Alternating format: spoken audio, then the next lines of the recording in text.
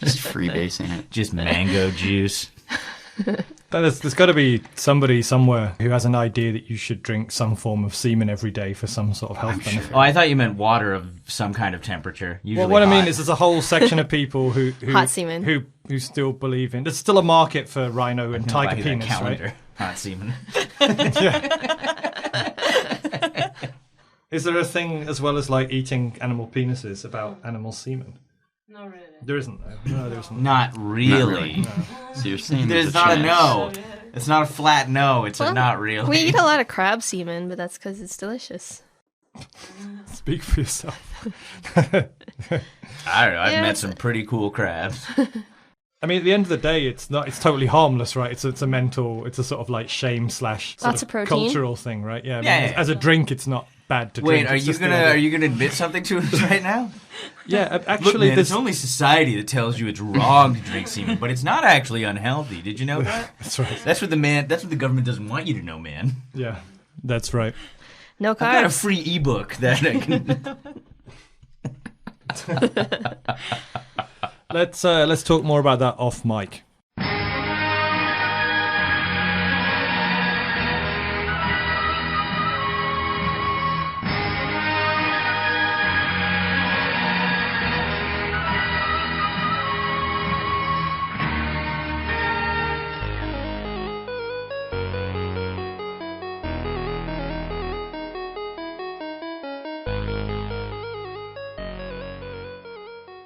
Last time.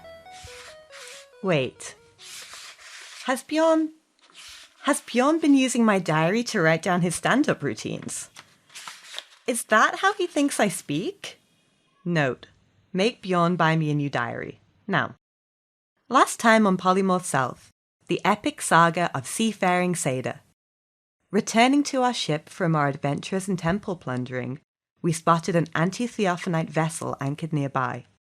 Under the cover of darkness, and in Billicus's case, the cover of magical mist, we were able to sneak on board and take out the still groggy guards before they raised an alarm.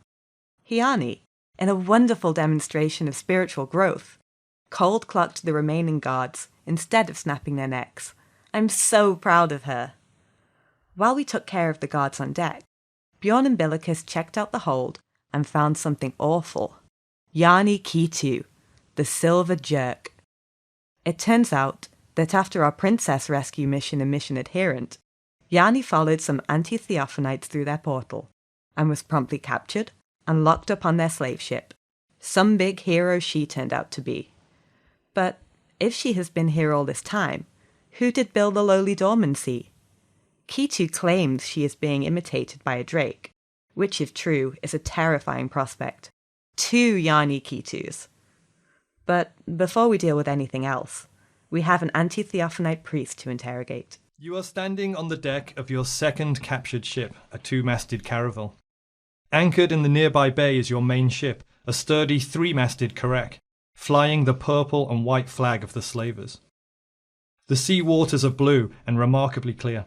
The coastline behind is green where the rainforest comes close to the shore. Eastwards along the coast, you can make out where the rainforest thins and a rocky desert landscape begins. Below decks, now inside the slavers' cages, you have captured a group of slavers and their leader, an anti-theophanite cleric. You hear their groans as they start to come around. Hjani Kitu, the elven ranger of legend, is uncharacteristically quiet. She leans against the railings and takes in the sea view. We remember to tie up those anti-theophanites before. Yeah, right? Yes? Yeah, we did. They're tied up and in the cages. Okay, I checked their wrists. They are tied. They are. I mean, even if they weren't, though, we could make quick work of them, right? So, I almost feel like we should untie them just to see what happens. Don't do that. See if they don't do try that. something. See how their death wish. I signal to the... What's the other ship called? It's a... Garrick. All right, I signal to them. I wave my arms to them, trying to let them know that it's all clear.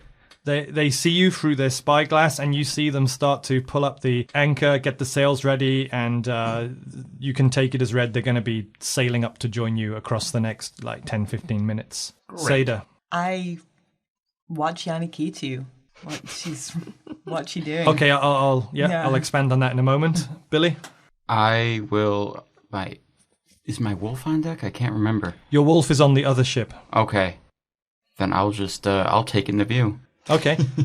So, Seyda, you take up a position, just to the side of the hold, and you're not too far, not too near. You watch Hjani Kitu and Billy as they stand side by side in front of the carved wooden balustrade. Afore them, the rolling waves, a few dotted clouds in the sea, the sound of the seabirds up above, and they both silently share a moment.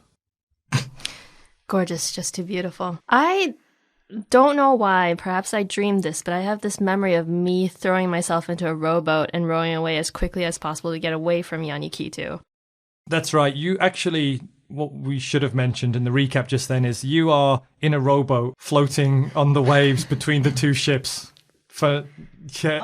only for the reason of getting away from Hjani Kitu's talking. Yeah, so Hjani, what do you do now? I continue rowing to get to the next, to the Karak. I'm assuming it's not traveling fast enough to, no, it's just unfurling the sails and preparing. So I just continue getting closer. I figure I'll take things over on the Karak while they're on the... You arrive, you climb aboard, the crew help to pull up and secure the rowboat, and as you climb aboard, Manto gives you a big lick up your face. He's happy to see you. Aw, gross. Oh, bit gross. All right, crew, guess what? We just completely liberated another ship of slaves. Yay, celebrate. Do the ships have names? No, the ships don't have names. Person who just spoke from the other ship. Oh. Yeah, Billicus cannot speak to Hjani right now. I yell over to the Karak. I name this ship Caravel Apples. They don't hear you. What are you going to do next? The DM's note, the last thing that happened at the end of the other episode was you said, right, let's go check the priest down below. Yeah, that's what I was actually just going to do. I want to talk to that priest. I want to... But what do you do? That's what you want to do. I want to take the ladder down, so that's what I do. Don't laugh. Say do. All right. So I'm going to have to ask you to say, I climb down. Yes. Come back up to the top deck with the priest over my shoulder. Okay, first you descend, Toss him on and the he is now awake inside the cage and looking at you. And he seems very, lightheaded, erratic behavior, sort of staring around like a sort of hungry mouse. And he's remarkably compliant. When you open the door, he sort of meekly walks out and accompanies you on deck. So he is now on deck alongside you and Seyda and Billicus. Until you say otherwise, you are taking in the view philosophically. Just let me know if you want to do anything other than that. I will. I mean, it's a boat, man. That's pretty cool, right? It certainly feels. You're having a real spiritual experience right now. I'm gonna surreptitiously take out one of my mushrooms, and I will eat one of these mushrooms, one of my druid mushrooms. The spectacular vista becomes alive on a whole new level in your mind. Man, this is fantastic. And Hjani Kitu turns to you and just goes, "Yeah, just slip me one of those, man. I'm sorry I was so aggressive before. I don't know what came over me. You seem like a really good guy. I mean, just hand me one of those mushrooms, man. Let's do this. Okay, let's bond." I just thought of something really cool. Yeah? Barack Obama. Awesome. Now, can I have one of your mushrooms, please? Yeah, man, that's cool. Okay. She takes one, and you're both tripping on mushrooms right now, and just really, really enjoying the view. The sea is just forming all kinds of weird shapes on the waves, and it's mind blowing. Yeah, well, good for them.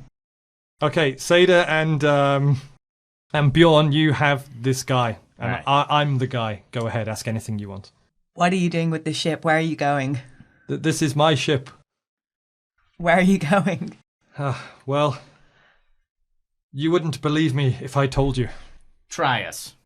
I was coming to find a suitable hideout in the forest. Me and my crew, we were fleeing the masters because, oh no, it's too terrible. Go on. I don't know if I could relive that terrible day again. We were just coming here to set up a camp and work out what we were going to do and live our lives, and then we saw this other ship over there flying the flag of the masters, and we assumed we'd been caught. We didn't know what to do. We are on the run. How can we trust this guy? Do we trust this guy that he's on the run? I don't trust this guy. I don't know what to think. Wait, He does look very disorientated and weird for a anti-theophanite who are normally, supernaturally confident and evil in everything they say. Who are these masters? The masters, the masters that the theophanites worship. But what are they? You can see their visage on the flags of our ships. As an anti-theophanite, shouldn't you be running to the bosom of these masters? I was called upon for a promotion after my successful slaving raids. I was taken up to the site of the excavation around the monolith, where only the high priest, Prada Nost, is allowed. Us acolytes and trainee clerics must stay down by the tears of blood. I was taken up, I was shown their portal, I looked through it, and I saw their city, and I realized exactly what it is that we are to do, and I took the next opportunity to leave. How did you get away from the other anti-theophanites? Oh, I just went off on my next mission with the ship and just sailed off. So that I completely get it, you saw what your anti-theophanite brethren were up to. You think they're wielding a terrible power, or just, things are about to get real shitty. I saw a city in another dimension with thousands of masters, perhaps their home world, on the other side of a portal, and then I remembered my studies of the Theophanite Bible and the search for another monolith in a faraway elven land. And I realized that the things they are looking for is not only to put people through a portal, but something capable of hiding or transporting an entire city.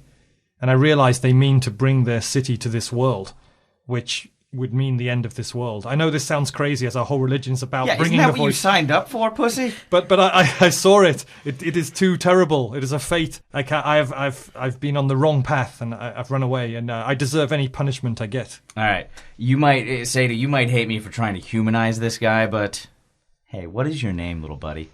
My anti-theophanite name, or my true name, my birth name in my village before all this started.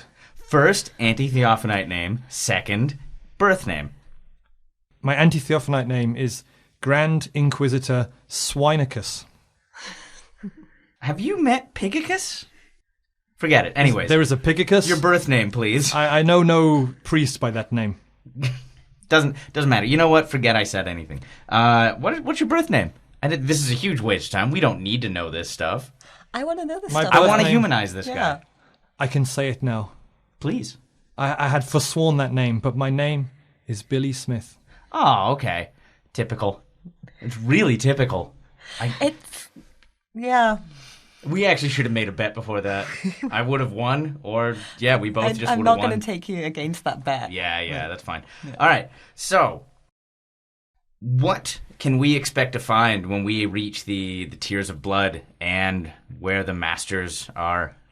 The Tears of Blood is our base. It is in a harbour. It is a fortified harbour with our town where the slavers are based. It is not the anti-theophanite home city. I've never seen that. But then behind this fortress and town, into the desert, is the site of an excavation. I've only been there once, and my mind is swimming with terrible images. I can barely picture it now. Do you know anything about these fancy helmets you guys wear?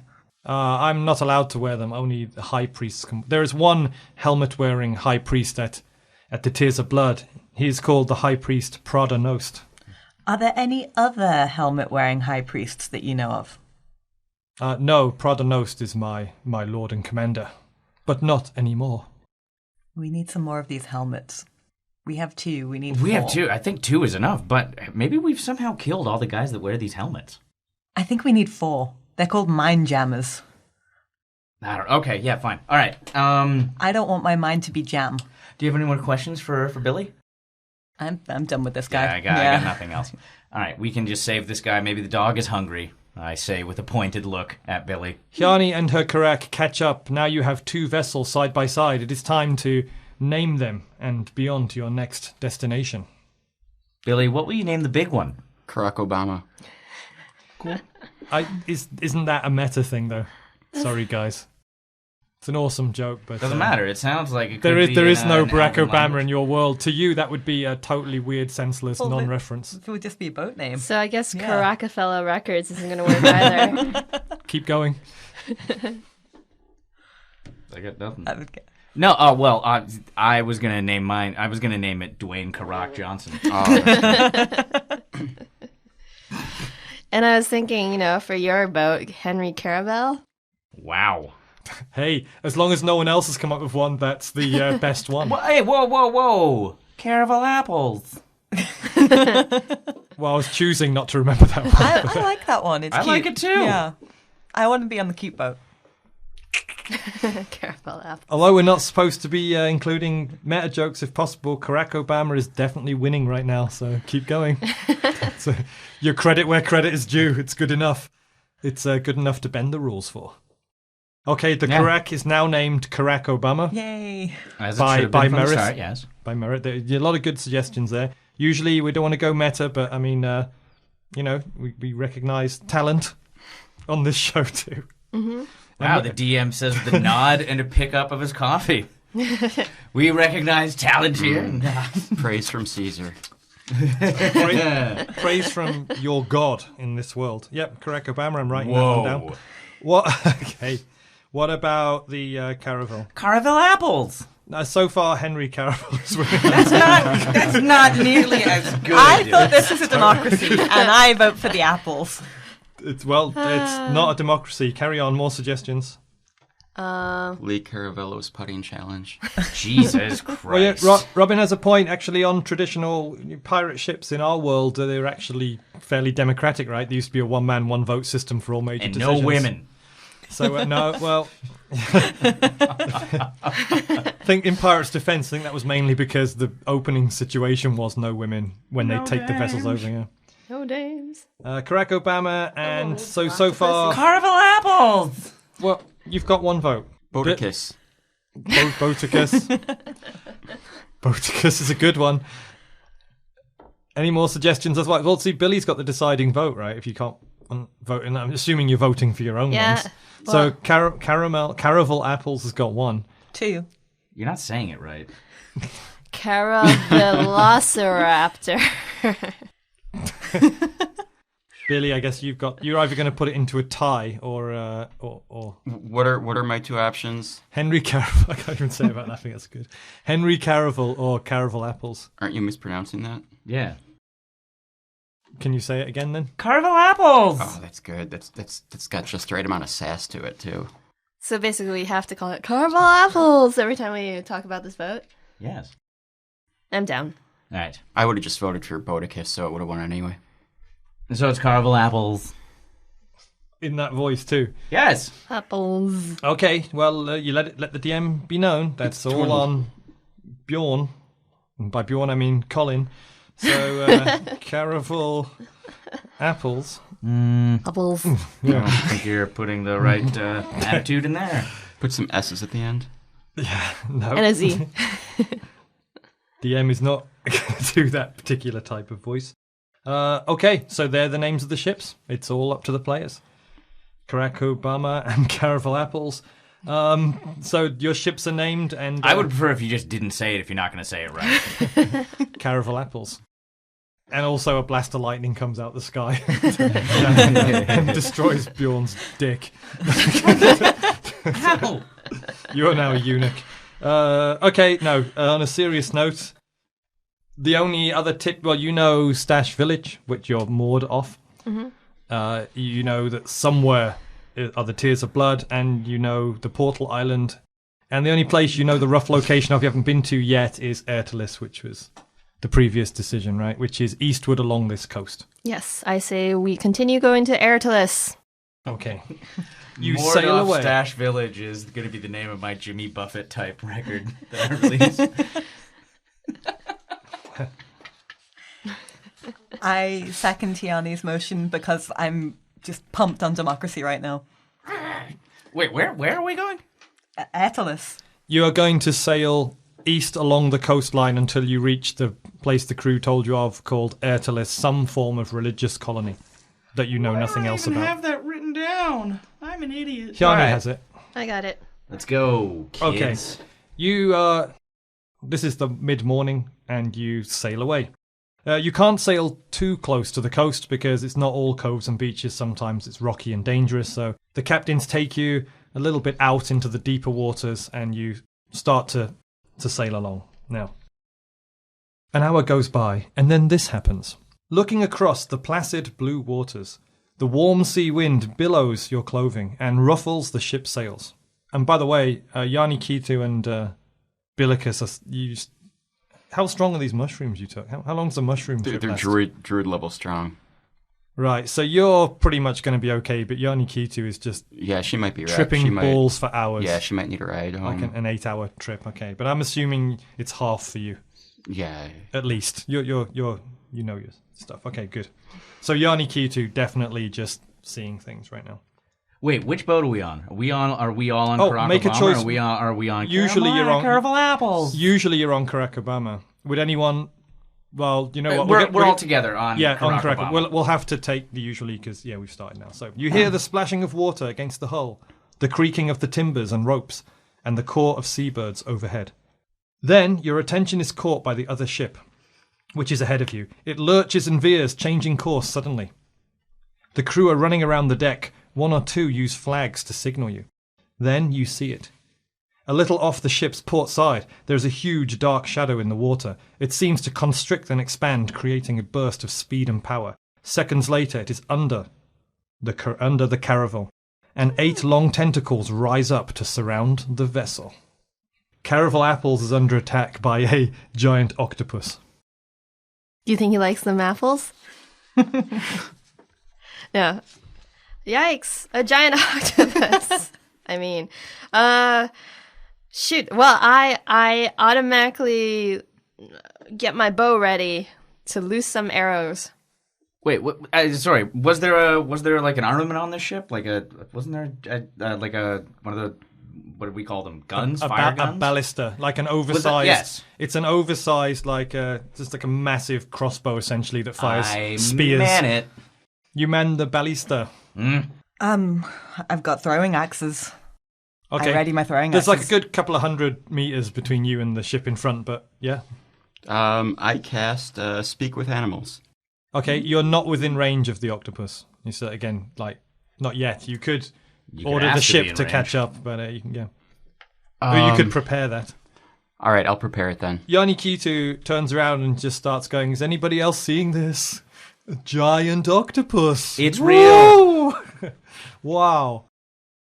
She says that and does no actual preparation. Okay, so as the captain of the ship looks at you and says, what do we do? Because you're still quite far away. Bring us closer in shooting range. Okay. Please. He gives the order to the crews who, billow up the sails, tighten the ropes, and start taking you in. And the other ship's sort of trying not to move or veer around, so you'll catch it up within a couple of actions.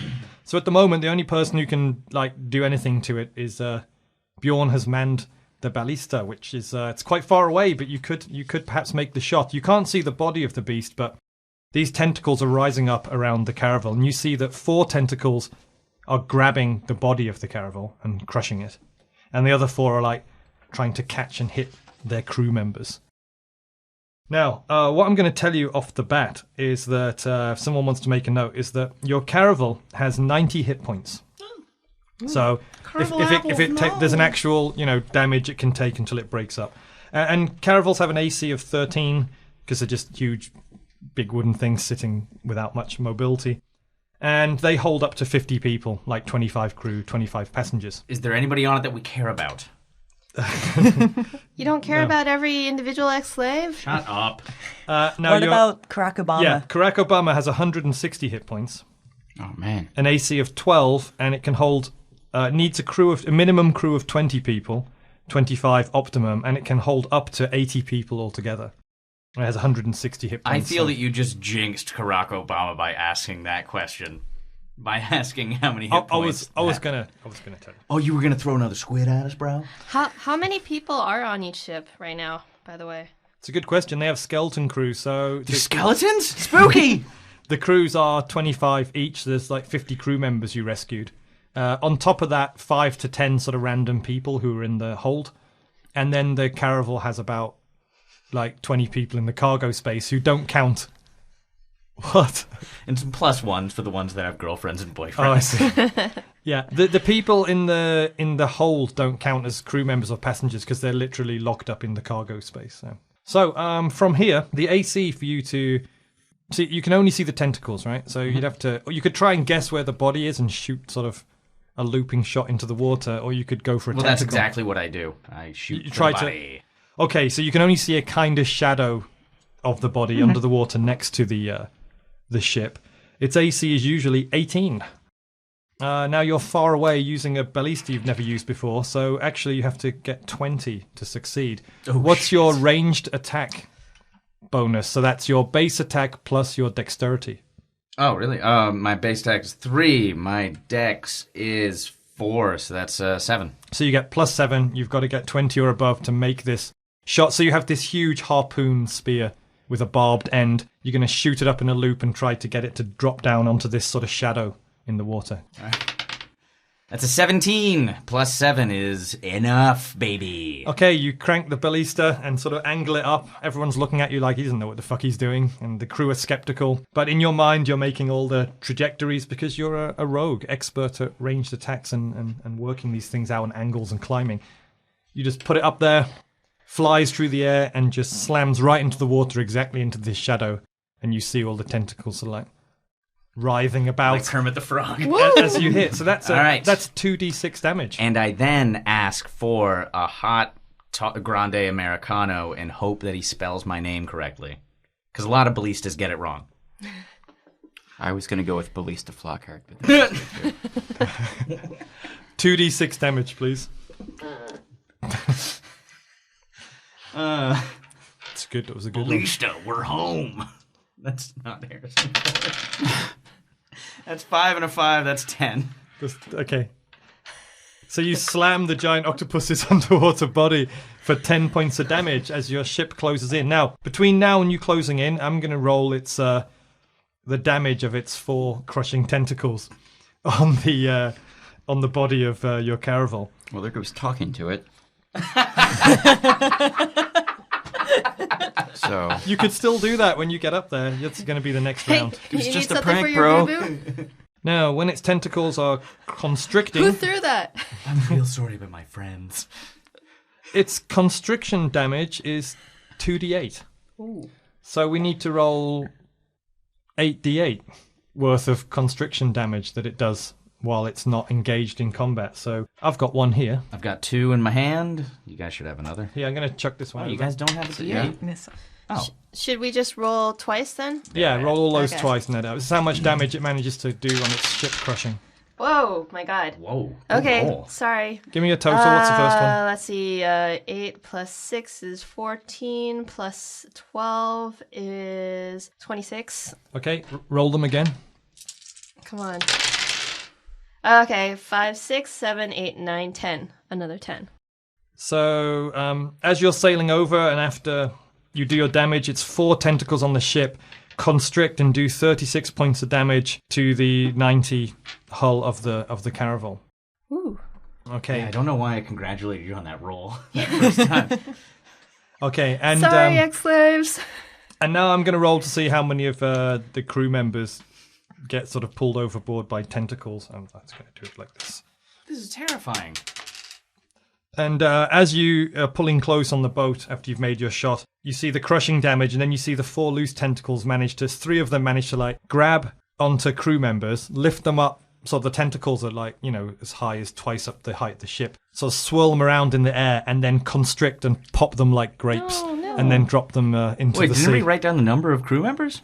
I didn't. We didn't get a proper 25 number. on each. Oh. 25 on each. Of sailors, 3 of which on the caravel have just been crushed and dropped into the ocean by this Two giant sailors. beast. But now you have pulled up aside, so it's time to roll initiative between you and the 4 tentacles as you engage.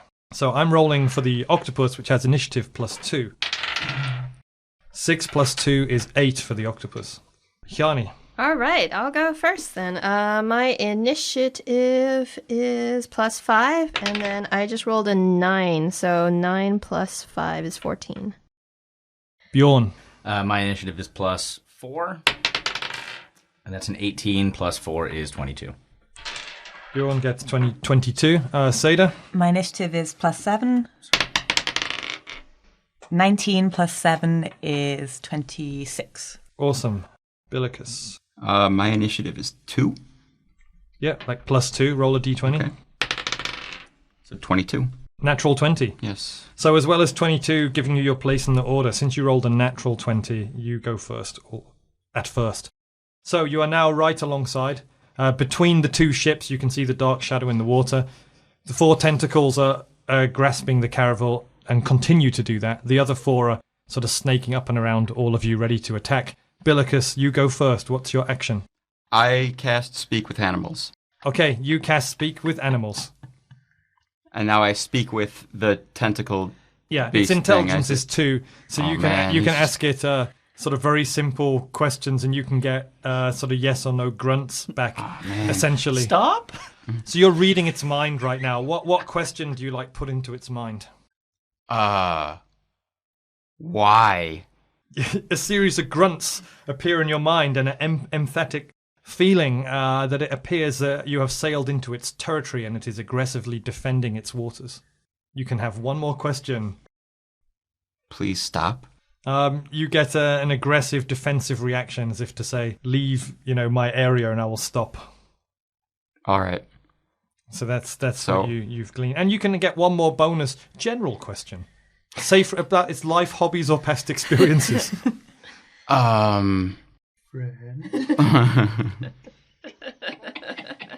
What's it like down there? You clearly hear in common words in your brain. The ocean is vast and beautiful, but also dark and mysterious. The life of a giant octopus is intriguing, and yet every day risks death and destruction. Man, that's beautiful. All right, you guys can keep shooting it, I guess. Okay. Okay, so next in the order is Seyda. I shout, aim for the tentacles, and I try and greatsword one of the tentacles. Awesome. You get up on the, next to the wheel on the high desk and swing at the tentacle. Now, the AC is 18. I have +10. And that's a 7 plus 10 is 17. Okay, you hack into the tentacle and it's just, you kind of just sort of almost bounce off its rubbery hide. So next in the order is Bjorn.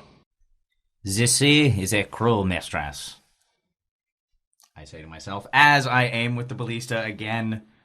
Can I do it? It can only kind of shoot forward. They have to. It has a little bit of rotation, but this thing is directly at your side now. God damn it! All right. Well, in that case, I pull out my short bow and I take a shot. Yeah, and before that happens, Billicus, you look left and notice Hjani Kitu is sort of holding onto the railing and just sort of reaching out and trying to touch one of the tentacles, going, oh, wow, whoa, as she's just trying to touch it and see if it's real.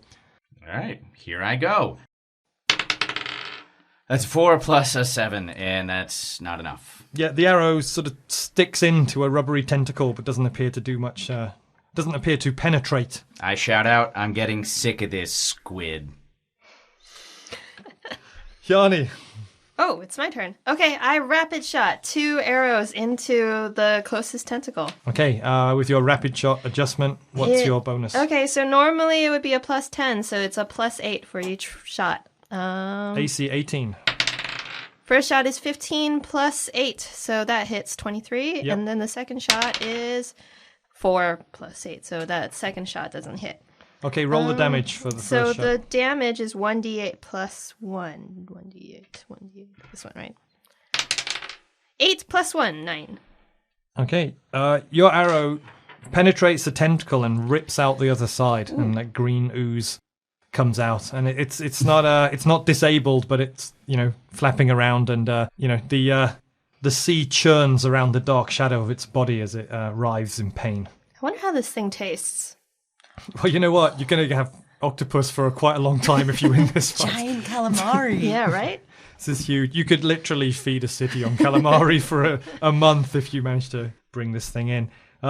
Okay, so now it's the octopus's turn. It has 4 tentacles, and there are 4 of you. Hjani, what's your AC? My AC is 19. Okay, it has tentacle plus 8. 8 plus 8 is 16. A tentacle snakes down and tries to grab you. It can hit or grab you, by the way. A hit means it just smacks you for X amount of damage. A grab means it grabs you, and then if you don't get out, on its second one, it does that 2d8 crush thing. Yuck. But you'd have a round in between to try and strike a blow and get out. Okay. So it tries to grab you and fails as you fend it off with your longsword. Bjorn. My AC is 18. Okay, tentacle plus 8. 14 plus 8 is 22. Oh dear. It hits you with it because you had your bow. It bats at you. It doesn't grab you. And that is 1d4 plus 5 damage as you get smacked by a huge giant tentacle flying through the air. 1. 1 plus 5 is 6 points of damage. Seyda, your AC. 18. 15 plus 8 is 23. You also get hit. It doesn't grab you. It tries to bat you out of the way. 4 plus 5, 9 points of damage. Billicus. My AC is 14. The tentacle rears up, and then it becomes aware that you're the one it was just having the conversation with. And you get another feeling in your mind as you're still magically connected. It goes, that guy's all right. And instead, its tentacle goes for number 1, Seyda. Seyda, what's your AC? 18. But it only gets a 7, totaling 15, and it's distracted in its confusion about whether to murder Billicus or not. Guys, I think Billicus and the squid are in cahoots. Yeah, Hjani's looking at you like, yeah, he knows. Yeah, this guy's awesome. And enjoy that from Hjani Kitu while the drugs are on, because yeah, not going to last forever. But this brings us back to the regular. Oh no, let me not forget the damage. We have to. There's been no attacks or attempts on the 4 tentacles grabbing the caravel, so we're going to have to roll that 4d8 again. That 8d8 again, right? All right, then. So Good luck, apples. 4, yeah, 4 tentacles crushing. So 7 plus 8 plus 6 plus 2. So 10, 7, 17, 17 plus 6, 23. Yep, and the other 4. 5, 6, 7, 8, 9, 10, 11, 12. So 35 added to the 36. 71 out of 90 points of damage. Oh, you're going to turn it into caramel applesauce. Okay, so yeah, no headway was made again on the body or the 4 tentacles grabbing, so it just did its full crushing attack there. So now it brings us back to the regular order of initiative, which means Seyda would be first. Oh, looking forward to this calamari. Great sword and a tentacle. Great sword plus what? Plus 10. Go. AC 18. 11 plus 10 is 21. It's a hit. And that is 2d6 plus 4. 5 and 3 is 8, plus 4 is 12. You sever one of the tentacles completely, and it drops into the sea. Does anyone have a giant lemon? Oh, it dropped into the sea. Oh. Well, it's floating. Oh, we can fish it out later. One of the over-enthusiastic crew members goes running immediately into the hold to look for lemons. Okay, next in the What's order. that guy's name? I like him. Is it Billy? You'll have to find it out later. It's probably Bill. It's probably Billy or something. You can just give him a nickname related to lemons, I guess. William. Wait. Yeah. Okay, which brings us back to Billicus. Boy. Guys, I think if we stop attacking it... Well, I'm going to talk with him again. If we stop attacking you, will you leave us be? We're just passing through. You get a feeling coming into your brain, I'm attacking you. You have one more question. Or communication. It's got 2 intelligence. These sentences are more like your, amazing magical interpretation of its sort of neural responses and emotions. What do you think of the name Barack Obama? What's the Obama part mean? Who's Obama? I don't know. I'm confused. We know not that name in the deep. How about Kraken Obama? Oh, good one. That's the Billicus, response you this get. is an octopus, not a toctopus. Okay, this brings us to Bjorn. I just need to know first, who is left on that ship? On the other side, Yeah, who did we leave in the hold? the prisoners and 23 crew members. Billy? Yeah, Billy Smith. I jump across. Okay, you're going to try and make a heroic jump. I jump boat to across. boat. I must save Billy. What's your jump skill? Legs? 6. And it's DC 15. It's far apart of an octopus in the middle. And should you make this jump, it'll be across a huge distance from a run-up, like putting your foot onto that banister and launching in between the moving tentacles. You're like, It's gonna look amazing. Yeah, who are you telling how amazing this looks? I already know. the listeners, asshole. Okay. Okay, They're listening to this because they have imaginations. shut up and roll the dice. Go. 15, DC 15, you got All right, plus this 6. is plus 6. That's 10 plus 6. 16. You take a run, you get 1 foot on the banisters, you launch into the air, just going between 3 snaking tentacles, going through the sort of like gap it makes as they crisscross through. You catch the rigging, swing down from that, all in one move, and land 2 feet perfectly on the deck of the caravel. Ha-ha! And then do what? Run to the hold. Yeah, and give yourself 200 experience points for that.